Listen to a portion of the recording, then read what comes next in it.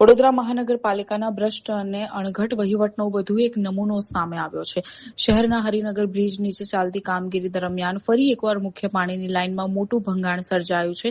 કોન્ટ્રાક્ટરની ગંભીર બેદરકારી અને એક નાની ભૂલના કારણે રસ્તાઓ પર નદીઓ વહેતી થઈ ગઈ છે અને લાખો ગેલન શુદ્ધ પીવાનું પાણી ગટરોમાં વેડફાઈ રહ્યું છે. મળતી માહિતી મુજબ હરિનગર બ્રિજ નીચે વિકાસ કાર્યની કામગીરી ચાલી રહી હતી. તે જ સમયે યોગ્ય આયોજનના અભાવે જેસીબી કે અન્ય મશીનરી વાગવાની પાણીની મુખ્ય પાઇપલાઇન તૂટી ગઈ.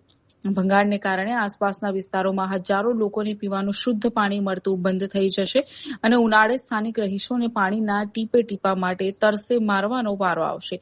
શહેરમાં અવારનવાર કોન્ટ્રાક્ટરોની આવી લાપરવાહી સામે આવતી રહે છે, છતાં વડોદરા મહાનગરપાલિકા આવા બિનઅનુભવી કોન્ટ્રાક્ટરો સામે કોઈ કડક વલણ અપનાવતી નથી. લાખો ગેલન પાણીના વેડફાડ અને જનતાની હાલાકી બદલ પાલિકા જવાબદાર કોન્ટ્રાક્ટર પર દંડનાત્મક પગલાં લેશે કે પછી દર વખતની જેમ ભીનું સંકેલી લેશે તે જોવાનું રહ્યું.